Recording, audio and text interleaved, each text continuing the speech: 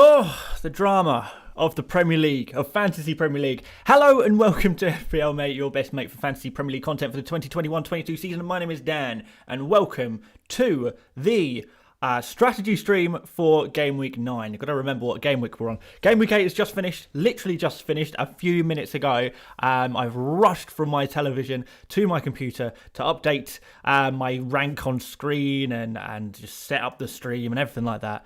Thankfully, I did most of it earlier because that really was a rush. Welcome, guys. Hope you all are doing well. Hope you had a good game week. Hope you enjoyed the football. Hope you're all doing really well, basically. I am doing well. It's difficult. My wild card, so far, has been a great success. I've gone from rank 2,600 or something like that to rank 1,700. So a really, really nice improvement. Now, you guys are probably going to want me to talk about some other stuff, and you guys, I know for a fact, a lot of you guys are going to want to talk about what were the things that went wrong rather than the things that went right, and that's absolutely fine. What you won't get from me today is me being too down on myself for certain decisions and certain information. You're not going to get me feeling too down on myself today because well, basically, I've been really down on myself all weekend because I was kind of kicking myself a lot, I wish I went for Chilwell over James. Chilwell was in so many of my draft teams, and I went for James in the last 24 hours. Imagine what would have happened if I went for Chilwell over James. Yeah, it would have been amazing.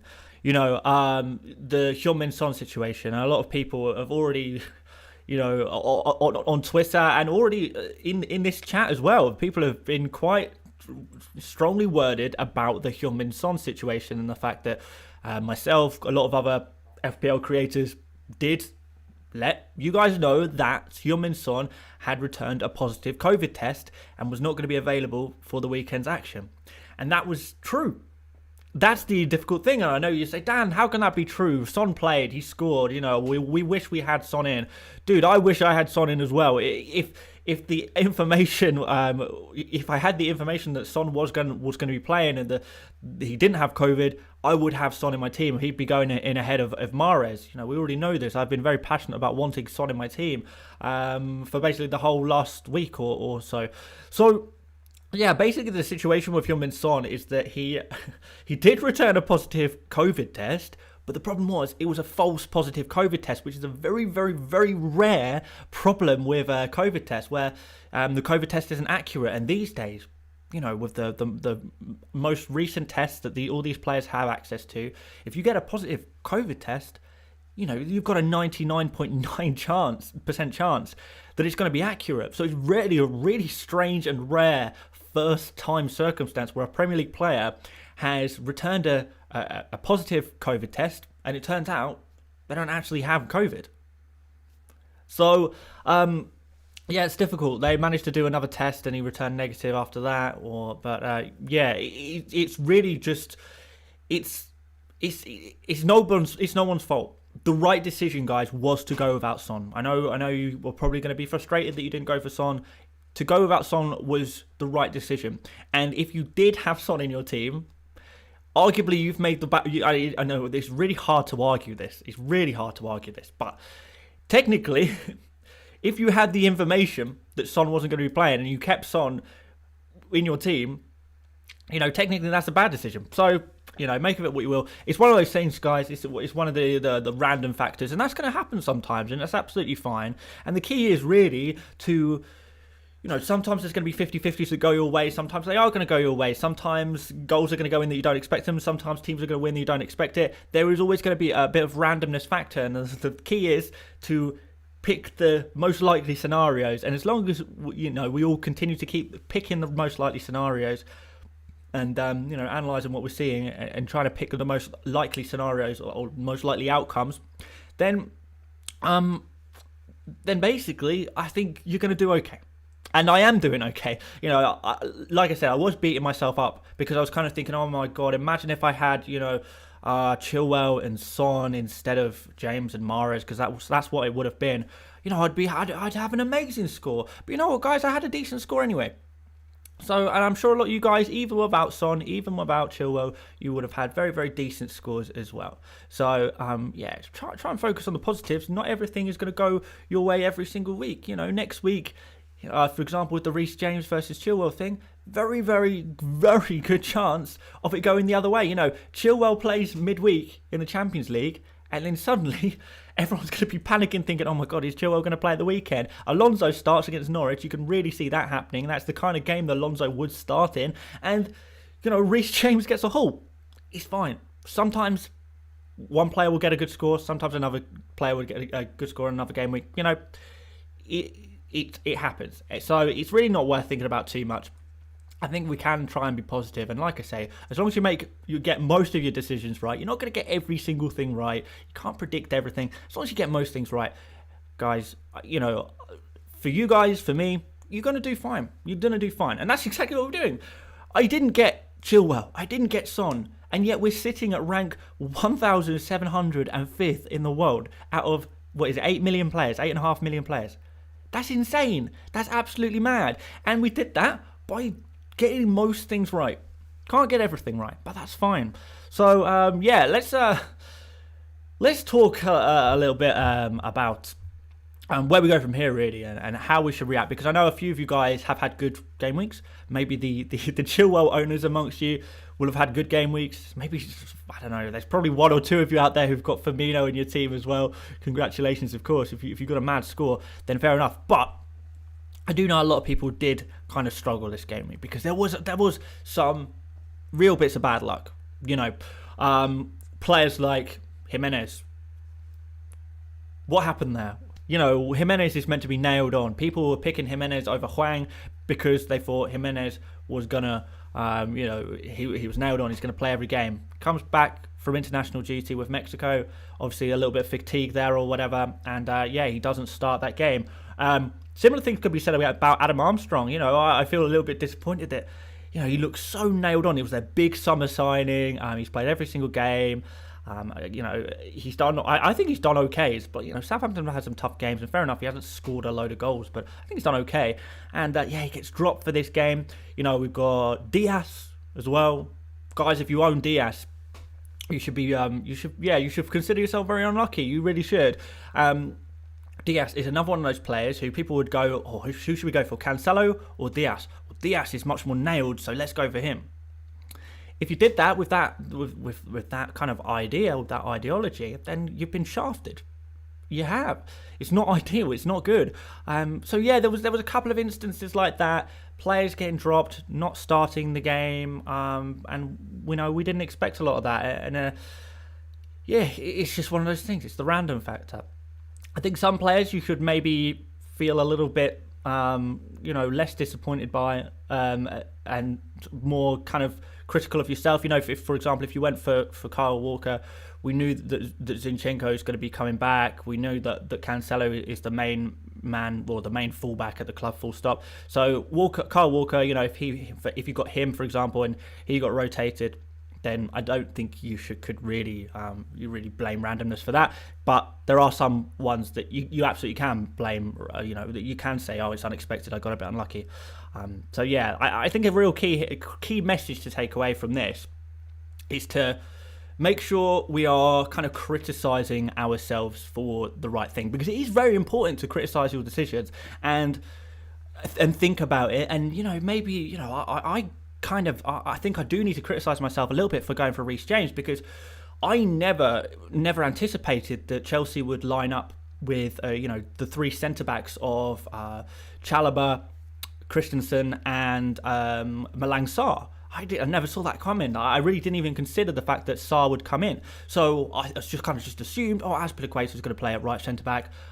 Reece James is going to play at right wing back. He's definitely going to start. Why wouldn't he start? But I didn't kind of consider that Malang Sarr would be involved there. So yeah, I maybe I should have been thinking about that a little bit more and considering the possibilities. But at the same time, maybe that's a little bit unlucky. Maybe it's not. I don't know. But it's important to think about these things and analyse your decisions, but not be too harsh on yourself. If you brought in Diaz this week, or if you had Diaz for a couple of weeks and he didn't start in game week 8, don't blame yourself for that. That's not your fault.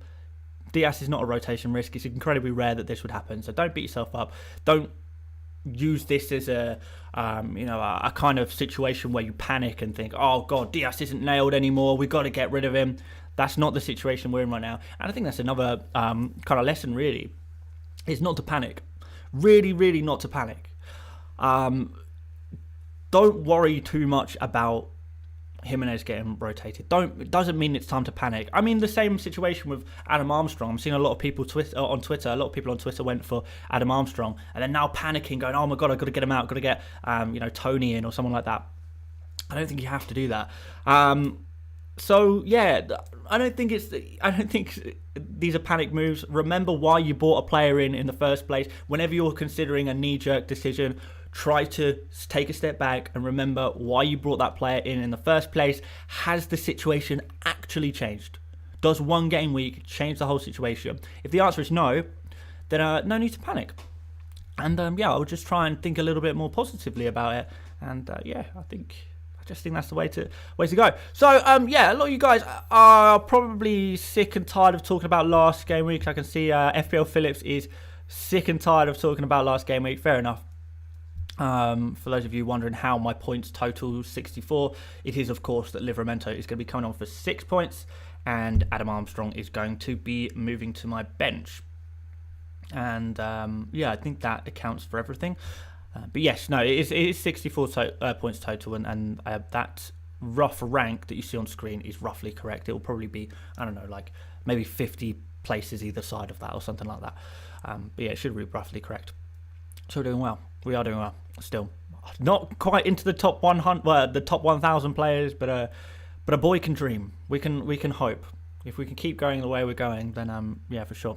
So let's Jonathan Ajeo in the chat as well, saying this is adding more pain. Let's move on to game week 9, guys. I really just don't want you to be too negative. I really don't want you to be too negative. I don't think you should have to be too negative. Question the key phrase always in FPL is question your decisions, not your outcomes. So question the decision, not the outcome. If things didn't go right, was it a bad decision or was it just a bad outcome? And there's a big difference between the two. Okay. This is my team right now.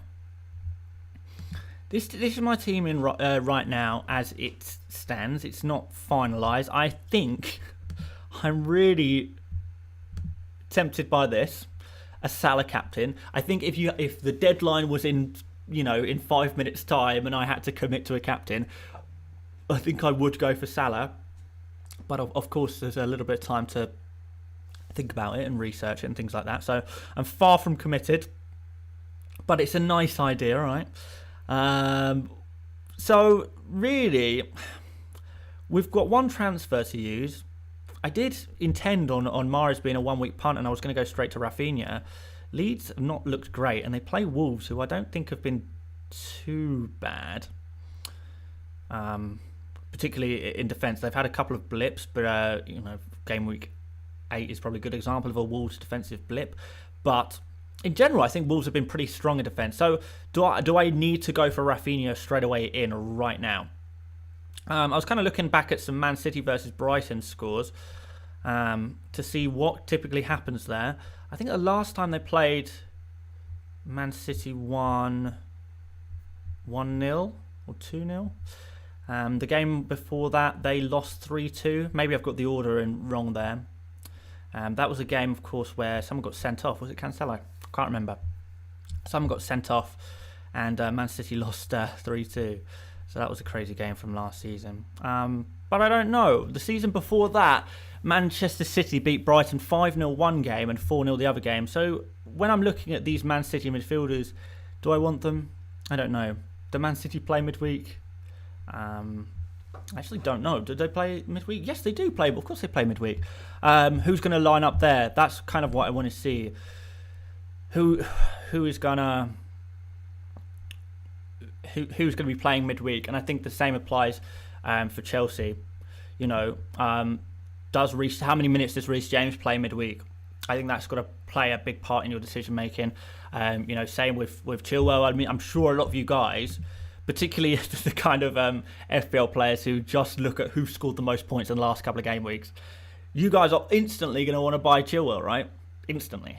Definitely don't knee-jerk that one. I would definitely say don't knee-jerk that one because, like I said earlier, Norwich does seem like the kind of game where Alonso would start over Chilwell. Don't know. It's really hard to predict. But what we can say is if Chilwell plays 90 minutes midweek, then would you really want to risk going for him? Oh, excuse me, guys. I don't know, maybe I'm allergic to something in here. Yeah, would you really want to take that risk? You know? FPL Phillips in the chat says not worth stressing over transfers until UCL games. Yeah, absolutely right. That's kind of the point. Don't book in your transfers too early. So if you guys are interested in Chilwell, and I'm sure you are, just wait. Just wait and see what happens midweek. Because I would say personally, and I've got James anyway, so I'm not too worried. I'm not going to get Chilwell. I'm just going to stick with Reece James. But if I was to be going for Chilwell or thinking about going for Chilwell, do wait till after that the midweek games, and the same can kind of be applied to a lot of the other Chelsea players, the Man City players. You know, how many minutes does Lukaku get midweek? That should factor into your captain decision making, and stuff like that. So where do I go? Where do I go? Well, let's look through my players, and we'll kind of see what kind of thing I would be thinking of doing, and I'll kind of talk you through my brain basically. So Ramsdale's not going anywhere. Great keeper. You know, we saw in tonight's game, he's a great keeper. He's making plenty of saves. Yes, you know, you're not going to get a clean sheet every game. You can't expect to get a clean sheet every game, but as long as your goalkeeper looks good and the team looks relatively good with relatively decent fixtures, then you know, I don't know why you'd ever replace a goalkeeper anyway, but in general, you know, it's not all bad. Aston Villa at home is not bad. Leicester away is not too bad. You know, Watford at home there, Newcastle at home there, and quite nice fixtures here. You know, Everton, Southampton. It's good for a while. Certainly until the next wild card, which I don't know exactly when I will be thinking about doing the next wild card, but probably well into the next year. So Ramsdale for life. We've got Trent Alexander-Arnold. He's not going to go anywhere. We've got Reece James. Like I said earlier, he is a player who could get a serious haul in this next game week. Serious haul. Because he's rested. He's played a few minutes on the weekend. It looks good. Anurag says, took a -4 to upgrade Christensen to Azpilicueta. It cost me to go from 1,200 overall rank to 2,800 overall rank. Sucks, but hopefully it would be a fine transfer in a long term. Anurag, if I'm honest with you, mate, that's a pretty strange transfer. To go up from Christensen to Azpilicueta, we pretty much knew for sure that Christensen was going to play. The only real appeal, the only real downside of Christensen, because he's a great price in the Chelsea defence, the only downside of him is that sometimes we don't know if he's going to play. So if we do know Christensen's going to play, just leave him in. So I don't know. I think you kind of, it's kind of one of those situations where sometimes you've got to question the decision, and that is a questionable decision to take a -4 to go Christensen to Azpilicueta. I mean, what was the best case scenario there, really? That Azpilicueta would, score a goal, even getting an assist wouldn't have really helped you. So, yeah, that was I mean, it's fine. We'll move on. We learn, don't we? But, yes. Cancelo, he's not going anywhere. Livermento's not going anywhere. Foden, I want to keep. Salah, I want to keep. Mahrez is on the chopping block, I suppose. Lukaku, Armstrong, Antonio. Yeah, I mean, you're not going to get rid of Lukaku or Antonio. I mean, some people will probably be a little bit worried about Antonio. Probably worth talking about a little bit, to be fair. Antonio, he plays against Spurs. Spurs are, a tragic defence so far this season. They really have just been shipping goals. We've seen that. Shipping goals against Newcastle. They're shipping goals against everyone. They're just conceding so many chances. It really is crazy. So Antonio shouldn't be going anywhere. And there's a big derby game. There's always a lot of goals in the West Ham versus Spurs game. Shouldn't be going anywhere, Antonio, particularly at home. Adam Armstrong is slightly, I mean, it's a concern. Why didn't he play? Why didn't he get any minutes at the weekend? I don't know. I wish I knew. So hopefully we can find out a little bit more with some press conferences and whatever this week. But I wouldn't be removing him anyway. I really want Adam Armstrong. I mean, the thing is, he was only 6 million, and if he can get back into the team at some point, maybe comes back into the team for Watford or Norwich, then I think I'd actually be okay with that. And even if not, we do have that move, particularly next game week, to go from. We could go for Tony there perhaps and double up on Brentford's attack in their really nice run of fixtures, which does start after this Leicester at home game. Beautiful. Burnley away, Norwich at home, Newcastle away, all in a row. And then, Everton at home, Tottenham away, Leeds away, Watford at home. Mouth-watering stuff for the Brentford boys. It really is. But for this game week, I'm kind of not really sure. Right now, I've got Mbeumo firmly on the bench, but he's not firmly on the bench. He's not firmly on the bench at all. Where do we go with this? Who do I put him on for? Livramento? Who scores more points? Livramento against Burnley or Mbeumo against Leicester? Probably Livramento. Armstrong? Is he going to play? I don't know. So I guess Mbeumo really here is excellent cover for Mahrez when he inevitably doesn't start. And in many ways, I'm tempted to just not make any transfers whatsoever. Do I really need to? I've got the risky Mahrez, I've got the risky Adam Armstrong, I guess, but they're covered by Mbeumo. And then that gives me 2 transfers to make in the following game week, and that would be maybe a slightly better time to pick up on to pick Rafinha up, because that's the week Rafinha plays against Norwich. So that's game week 10. This is, and we've also got Brentford begin their fixture swing. So maybe actually in game week 10, what I do is I don't do anything in game week 9, and in game week 10 we go boom, Mahrez out, boom, Armstrong out, Rafinha in, Tony in, beautiful. 2 players with good fixture swings, and we're looking very, very nice indeed. It's an option. I just think that's probably roughly where I want to go. To be honest, I'm not really going to commit right now to making any transfer. Something that's going to have to happen big to change my mind midweek. But yeah, loads of other things to talk about.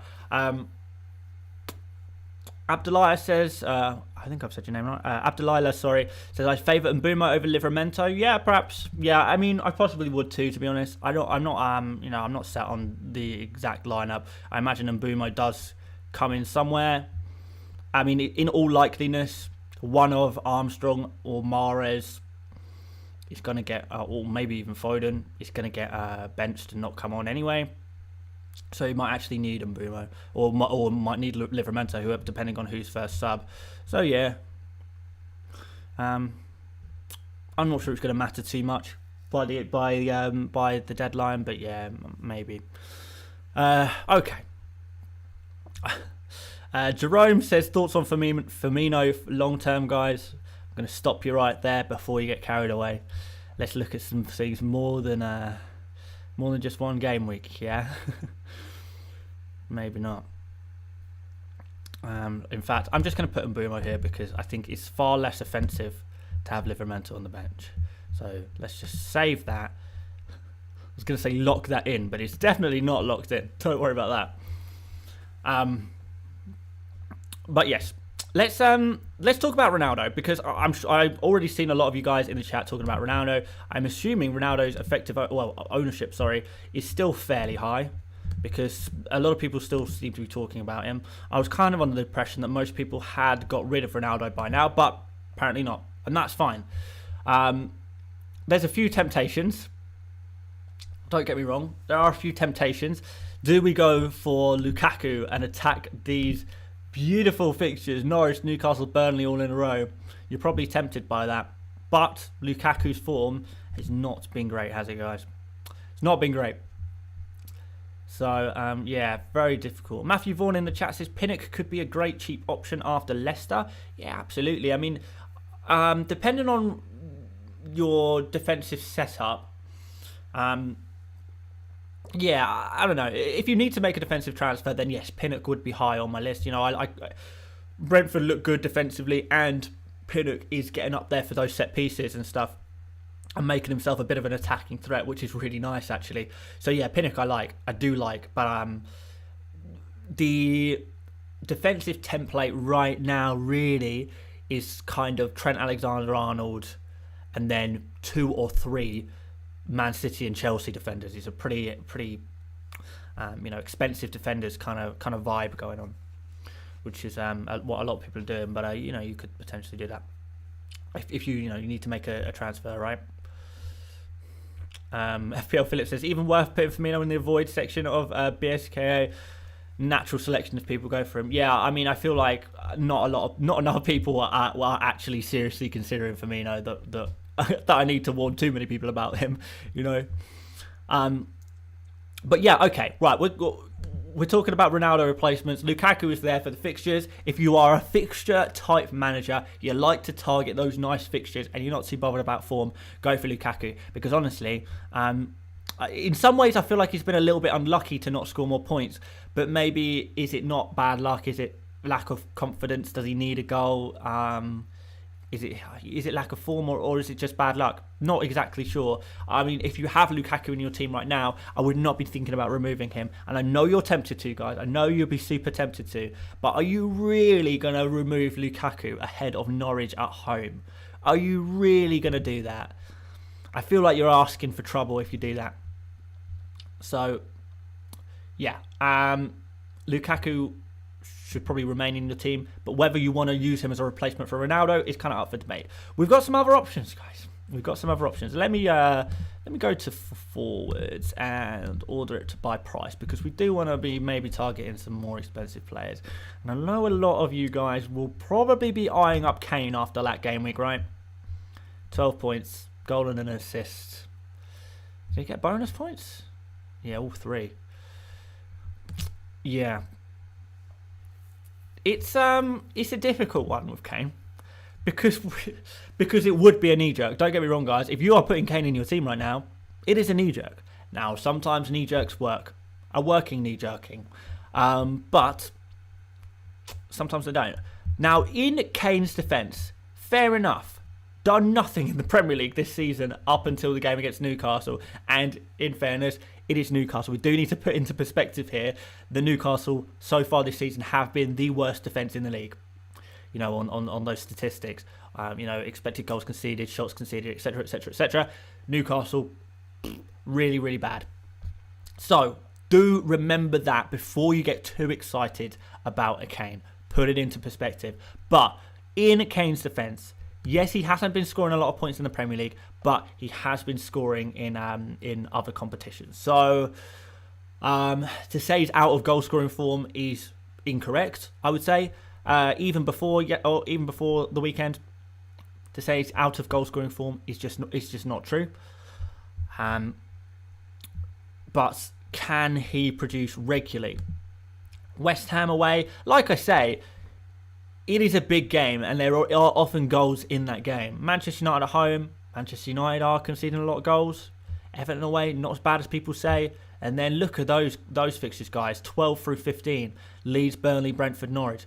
You're probably licking your lips, right, guys? You're probably licking your lips, and I don't blame you. Honestly, I think 12.1 million is a lot for Harry Kane. I think that's a lot of money. And if you're spending 12.1 million on a player, in the same way as, if you're spending 12.5 million on Ronaldo, right, you want him to be a captain option. And is Kane a captain option? Do you trust him enough yet? Because when you spend that money, they kind of do have to be a captain option. And think about it. Are you going to captain him in game week 9, 10 or 11? No. No, you're not. Are you going to captain? I know I'm on Firmino, but just to look at Salah's fixtures. Are we going to captain Salah in, 9, 10 or 11? Maybe. The fixtures are, equally as bad for both Spurs and Liverpool. But Kane is Kane and Salah is Salah. And I would say if you're not going to captain Kane in any of the next 3 game weeks, then maybe he's not the right move. Maybe he is, but maybe he's not. I just think that's a lot of money. A lot of money. I'm not saying don't do it. I'm not saying don't do it. It could work out. And, looking at game week 12 onwards for Harry Kane, man, even without captaining him, there's going to be some points there, right? There's going to be some points. The boy M5 in the chat says, with Ronaldo and Lukaku current form, is it better to go with Mane and Salah and Son instead? Well, I mean, I would have liked to have gone Salah and Son, and I would have Salah and Son, but with Lukaku. The thing is, Lukaku does still have the fixtures, and that is the one thing that you do need to remember. Lukaku does still have the fixtures. You don't drop... I just don't see how you can possibly drop one of the best strikers in world football against Norwich, Newcastle and Burnley. If we were talking about Ronaldo right now, guys, and, Ronaldo has, let's have a look at how many blanks Lukaku's had. Okay, quite a few in a row. Ronaldo has also blanked for a few game weeks in a row, right? 3 game weeks. Fine, a little bit better, but still. If Ronaldo had Norwich, Newcastle and Burnley next, you would never, ever consider removing Ronaldo. Now, I'm not saying Lukaku was as good as Ronaldo, don't get me wrong. But you wouldn't even consider it, right? You wouldn't. So, I'm not saying bring in Lukaku necessarily, but don't remove him. Surely not. Surely not. I feel like if you get punished on that one, you've removed Lukaku and you get punished for it, you only have yourself to blame. But anyway, we'll move on. We've got Jamie Vardy, who has got kind of not great fixtures. Brentford away. We know Brentford are a good side. Arsenal at home, not bad. To be fair, Vardy does do quite well against Arsenal typically, and it is a home game, so, make of that what you will. Leeds away. By that point, we're expecting Leeds to have most of their players back. They're going to have, a lot of their defenders back, and Calvin Phillips, who's going to be back as well, which really makes an impact on Leeds' defensive abilities, and perhaps we'll be seeing an upturn in form from them by then, and it's an away game as well. We've got Chelsea at home. Vardy, fixture proof? Maybe. How much do you trust it? I don't know. I think Vardy is an exciting pick, and I wouldn't blame you guys if you went for him. But be aware of those fixtures. They're not amazing. And again, you probably would not be looking to captain Jamie Vardy at all up until maybe game week 13. Maybe you consider captaining him in game week 13 home against Watford, depending on what Firmino is playing there. Salah. So no, you wouldn't. You wouldn't even captain Vardy in game week 13 because Salah would be playing Southampton at home. So there'd be really no chance. So, again, Vardy not really a captain option. Lukaku, at least, if Lukaku scores a brace against Norwich, then you're probably going to consider him for captain against Newcastle, aren't you? So at least you've got a possibility there. Even if Lukaku scores 1 goal, you probably couldn't consider him for captain for the following 2 game weeks, wouldn't you? Aubameyang, I wouldn't touch it, if I'm honest. Firmino, I really wouldn't touch it.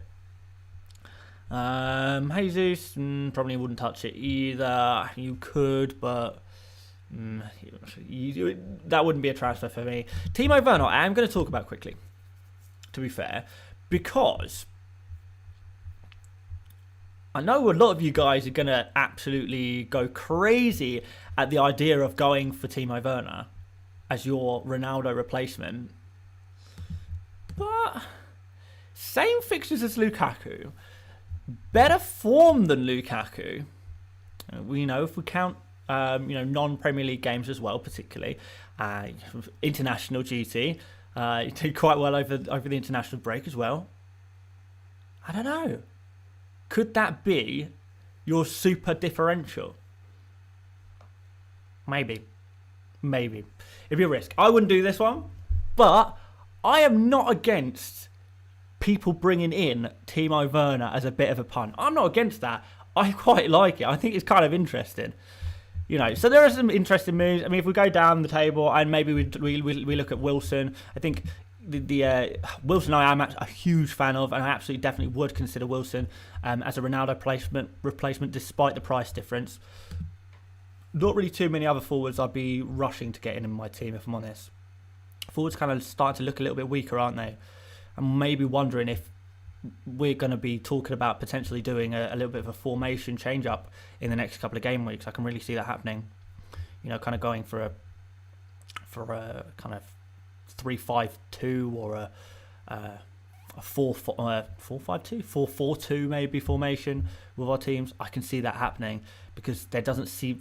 I mean, FPL changes so fast, but I'm not really seeing a lot of huge forward options that I want. Callum Wilson's a nice shout though. Ivan Toney could be an interesting shout. That's going to leave you a lot of money in your bank. Don't just spend it and take a -4 for no reason if you don't want to. If you guys are taking out a big striker such as Ronaldo and you do downgrade all the way to someone crazy low like Toney or Wilson, yeah, maybe.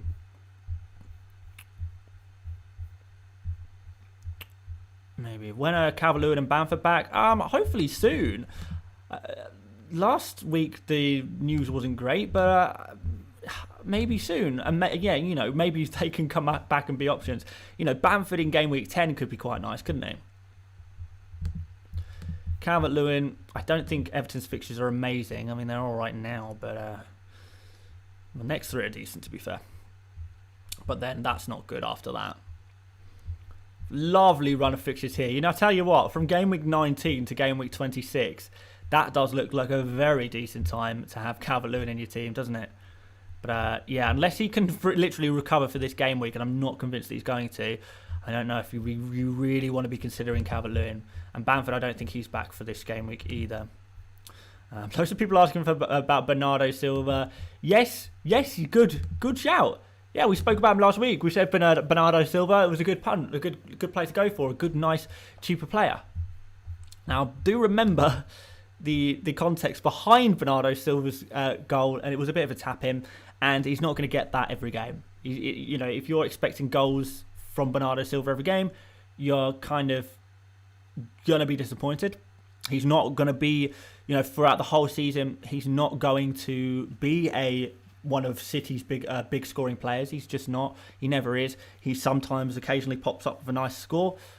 And then, many 1 and 2 and 0 pointers for weeks. So, yeah, I don't know if I do it personally now. I think last week would have been a good time to go for Bernardo Silva. Now, I promise you I'm not saying that with hindsight, because you guys who kind of watch regularly, you all know that we did talk about Bernardo Silva as a good player to bring in prior to last week. But if we just look at the fixtures, Brighton away now, and not really a great fixture. Palace is nice, but then Man United, Everton, West Ham, Aston Villa, they're not great fixtures, are they?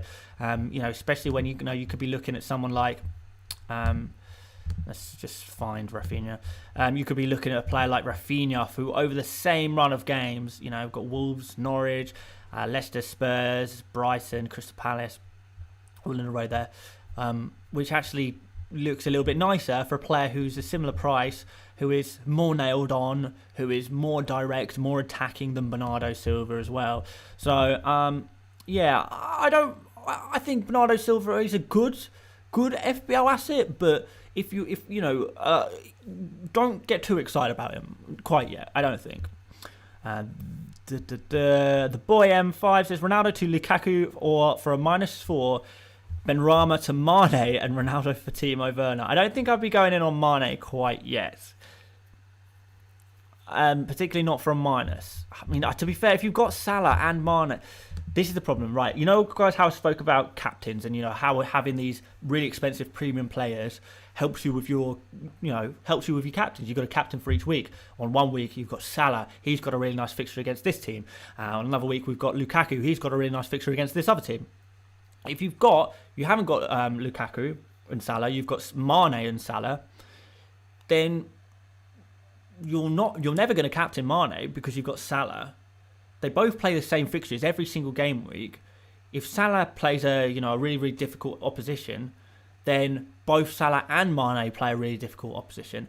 Unless you are literally saying, I'm going to captain Salah every game week for the rest of time, no matter what, then fair enough. But the benefit of spending that extra money on a player is having that captain option. And going for Mane alongside Salah is not going to do that for you. So, yeah, hopefully that answers your question. I don't think we'd be going for Mane if you're a Salah owner already. So, there you go. Paddy K in the chat says, you'd be crazy to take out Lukaku now. Absolutely agreed. RJ Moon, it says, Rafinha is a poor man's Salah. That is a pretty good compliment, I'm not going to lie. Ryan Tan says, get Son instead of Mane. Yeah, possibly. I'm not sure this week is the right week to go for Son. You could do that in a couple of game weeks' time, unless you just want to get that prepared early. Chloe says, do we know why Grealish and Walker didn't play? Just because of Pep Guardiola, really, if I'm completely honest. There is constant rotation in that Manchester City team. It's going to happen. It's part and parcel, especially when you pick players like Walker. We knew Walker was going to start getting rotated. Now, with Zinchenko coming back, we knew that was going to happen. But Grealish, again, he's going to get rotated occasionally. The Manchester City attackers, when they're all fit and available, they will rotate. Some of them will play some weeks, some of them will play other weeks. So, yeah, you can never be too surprised when a Man City player gets rotated. The only players that you wouldn't really expect to ever really get a rest would be kind of Edison. Diaz, you shouldn't expect him to ever get a rest, and you should be surprised if he gets benched. I know, it happened. Sort of KDB, when he's fit and available, you shouldn't really expect him to ever get a rest. But a lot of the players, they do move around a lot, and you kind of got to, just accept that as part of the risk, So, there you go. Someone said Cancelo or Chilwell. I prefer Chilwell. Wait, no, I don't.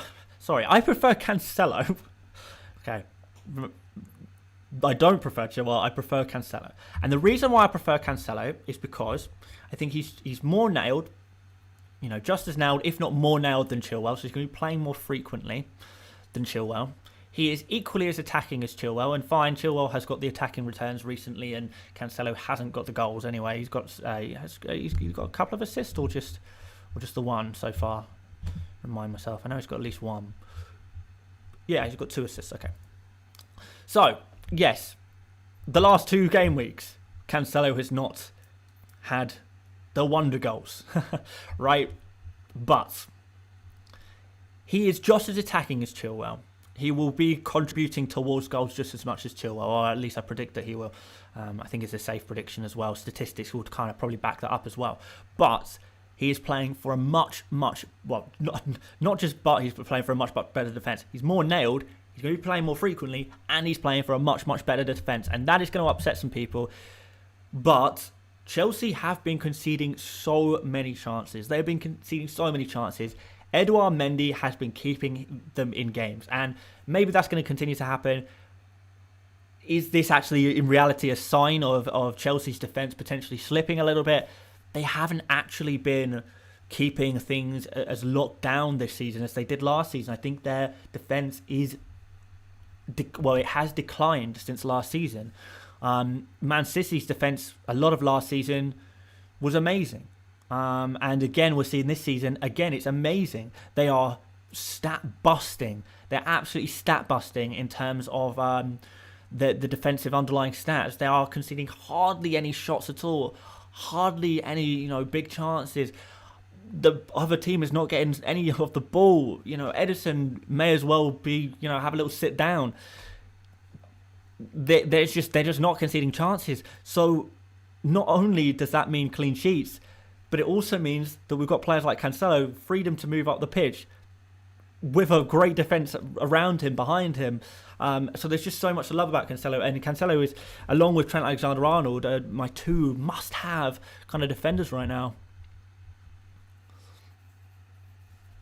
So yeah, if you guys are looking for kind of defensive replacements, Cancelo absolutely would be top of my shopping list before any Chelsea defender. I would say get Cancelo, and then after that, that is when you want to be. When you've got your Trent, you've got your Cancelo. That's the point where you might start thinking, okay, maybe do I go for Chilwell? Do I go for Reece James? Do I go for someone like that? Do I go for Azpilicueta, Rudiger when he's back? And it's up to you to do that after that. But Cancelo first, right? Cancelo first.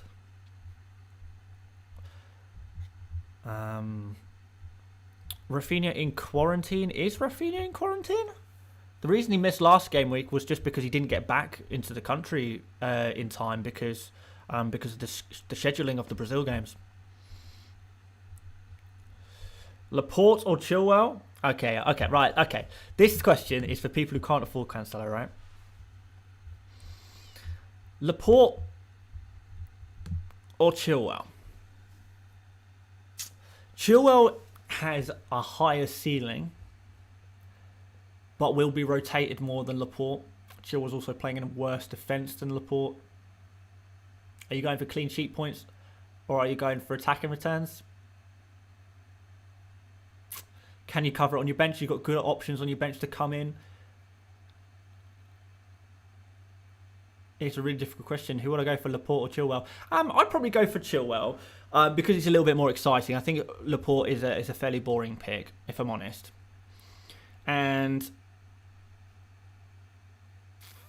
well, yeah, I mean, that's pretty much it. I'm trying to think of too many counter arguments against Laporte, but there's not too many counter arguments against Laporte, to be honest. He's a solid pick. He's going to play most games. Probably going to play 4 out of 5, 5 out of 6 games for Man City. He's going to get loads of clean sheets. Probably not going to get any bonus points, but he is up there for those set pieces. Maybe occasionally gets a goal. Maybe occasionally gets an assist from a set piece. It won't happen very often, but it will happen occasionally. But, it's a little bit boring. Most of the time, you're just going to be looking at 6 points. Whereas a Chilwell or a Reece James has that explosivity where they randomly get a nice 15-pointer and you're like, oh my God, yes. This is why I love FPL. This is it. And maybe that's not a logical way of thinking, but I do think it's important to enjoy FPL, right? There's lots of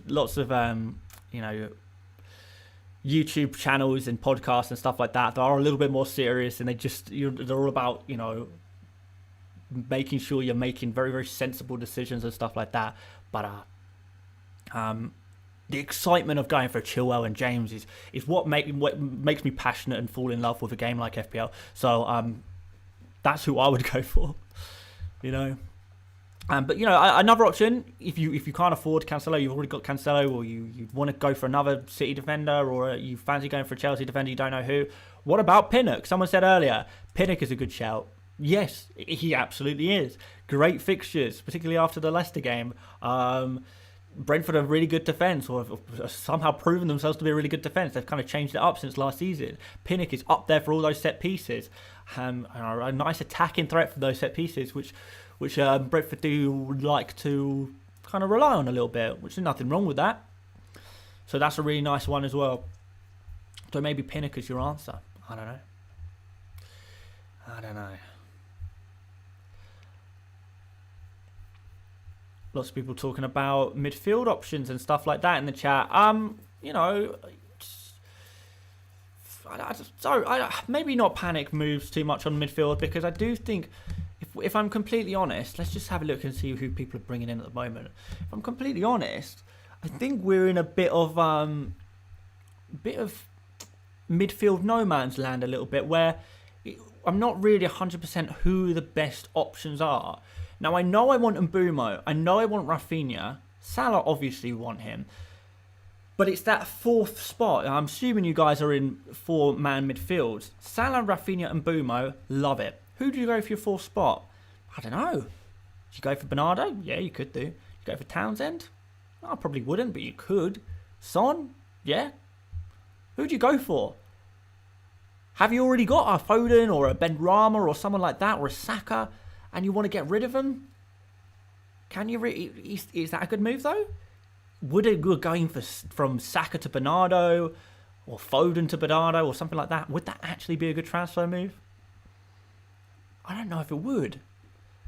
Is that really a good use of transfers? So, guys, I mean, yeah, if you haven't got Rafinha or Mbumo, they would be top of my shopping list. But at the same time, I'm really want to kind of see the shifting scope of these midfield players before I commit to anything else. Townsend, how well is he going to do realistically when Calvert-Lewin is back? Possibly not so good. Calvert-Lewin is going to become that more focal point, isn't he? Tielemans, yes, he got a good score this game week, but is he really going to, is he really going to continue that? Probably not. Other players, Son's got a couple of bad fixtures. Bernardo, yes, he's got his tap in, but is he going to be scoring high like that every week? Probably not.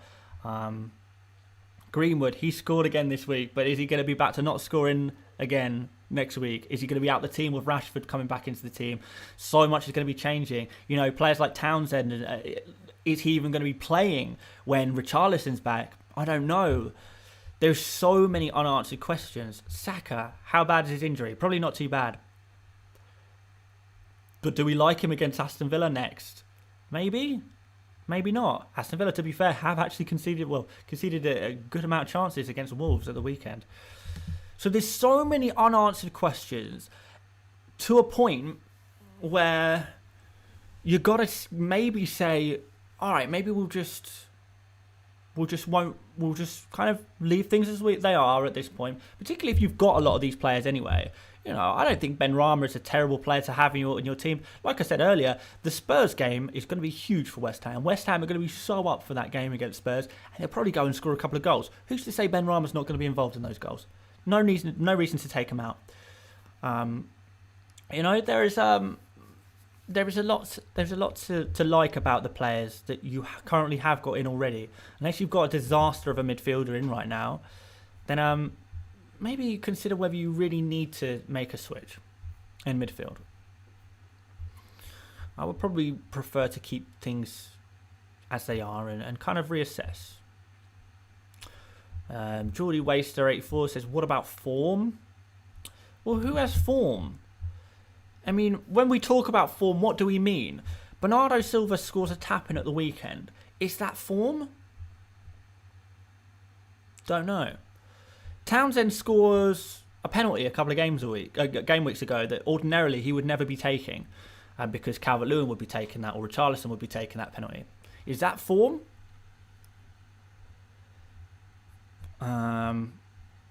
Mbumo is missing a lot of chances. He's hitting the post.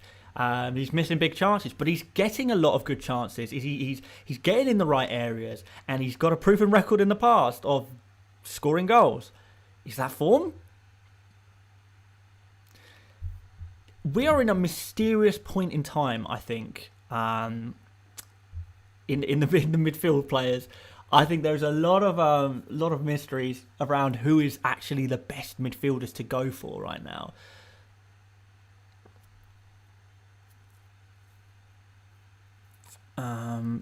Khan says scoring a tap-in doesn't give you a 7.0. Stop waffling. He's done more than one tap-in. I mean, we are talking about in the context of FPL. I'm under no illusions that Bernardo Silva is a fabulous football player, but he's not your typical FPL type player. He's not usually advanced enough, kind of thing. So, yeah, I mean, I do. I forget, to be fair, to kind of reaffirm when I kind of talk about this stuff. I am talking about within the very specific context of FPL. It's the whole Kante argument.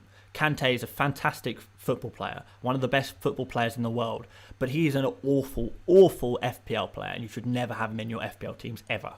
A few people mentioning Mount. I know Chelsea fans are mad on Mount, but don't put him near your team until you have evidence that Mount's going to be playing regularly, and I don't think you could get that ever with the amount of attacking options at Chelsea's disposal and Tuchel's penchant for constantly rotating these players. So yeah, I'm never going to be touching Mount for the foreseeable future.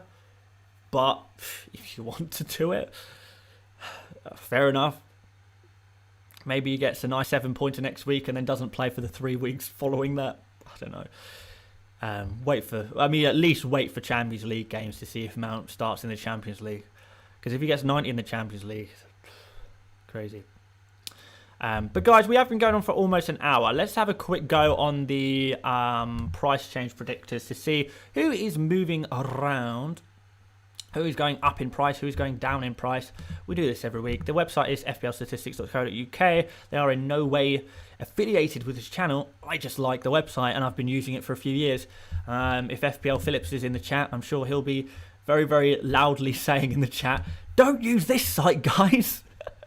I've got a better one for you. If you want to use other ones, that's also fine. This is just the one I use.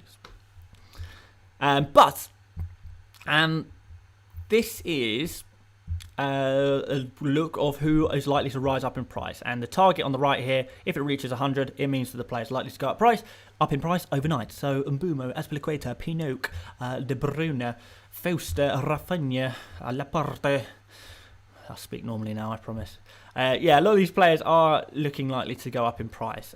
Particularly over the course of this week, we could probably predict that particularly players who are like Azpilicueta, Pinnock, De Bruyne, Chalobah, that's a weird one.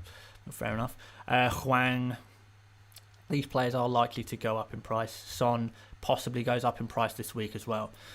All of the other ones are probably safe-ish. And Mbumo, he'll go up as well because he's so close. But a lot of these players are not going to go up, but a lot of these are. Maybe everyone above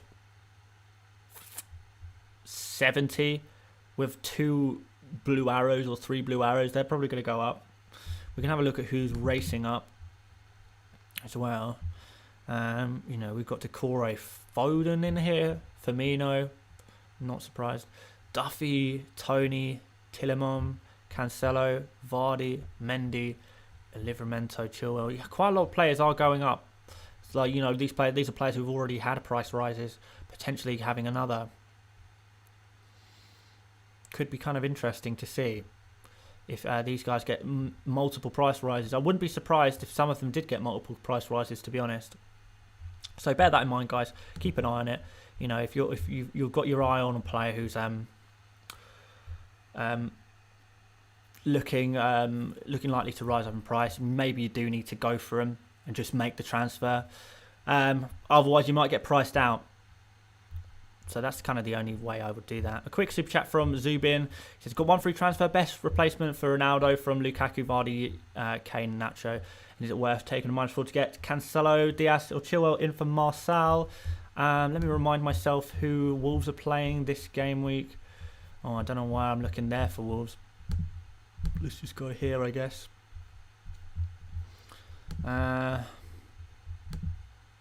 Leads the way. Don't know. Maybe I would take a -4 if I could get Cancelo in. He's a great shout. Best replacement for Ronaldo. Honestly, I'm not 100% sure. Lukaku is the obvious one, but his form is kind of... I don't know. I wouldn't be going for Nacho, no way. But Lukaku, Vardy or Kane, I don't think there's a wrong answer there. Or certainly there's not one that I can obviously see right now. Anyway, let's look at players dropping in price. Rudiger is going to go down. Richarlison is going to go down. Quite nice to see, actually, a Richarlison drop in because he could be quite nice at 7.3 million a little bit later down the line, couldn't he? Especially that nice run of fixtures I showed from Everton earlier. Veltman dropping. That's a shame. I don't know if that's fair either, but he is. Loads of players looking likely that they might drop up in price, and this kind of happens every week. Mount, for all of the hype in the chat today, is being sold by a lot of people and looks like he's going to drop in price. I mean, I tell you what, if you can get a Mount for 7.3 million, perhaps that's not as bad as I make it out to be. But again, wait to see if he plays at the weekend. Any players racing down? Yes, Torres. Oh, sorry guys, get late. Torres, Shaw, Sarr, Simicas, Alonso, Benrahma, Varane, Sofal, Ayling, Fernandes, Ronaldo. Yeah, I'm not surprised really by any of these. Other than Antonio, actually, I wonder if he'll get a price drop. That'll be unfortunate if he does. Diaz. Oh my God, people are mass selling Diaz. I'm telling you guys, if you are selling Diaz, you have lost the plot. You cannot let that one game week be a sign of things to come. You really can't. Kind of similar thing with Rudiger. If Rudiger's good to go next game week, and I think someone said that he was, don't sell him. Just keep him. But there we go, guys. That's that. We've spoken a lot about lots of stuff. Guys, if you join in the chat late, maybe I'm already covered some of your stuff, so please do feel free to watch the chat replay. Of course, all of you guys watching live, thank you so much for joining me this evening. Please do remember to leave a like before you disappear. It really does help out the channel. Same for those of you who are watching the replay. Yeah, really appreciate all of you guys who are liking the video. Of course, guys, if you are new around here, please do subscribe. We are aiming to get 100,000 subscribers at some point or another. I think realistic aim is by, well, maybe New Year, Christmas, my birthday, which is smack bang between Christmas and New Year. I don't know, something like that. But yeah, we're well on our way. Over 94,000 of you now, which is amazing. So thank you so much, guys. But do keep those subscriptions coming in. But yes, guys, again, hopefully you did enjoy the stream. Hopefully you did find some of the things, the bits and bobs I said useful. Hopefully you're all still feeling positive. Hopefully you're not going to make too many knee-jerk and panic decisions. I really don't think you should. Lots of randomness last game week.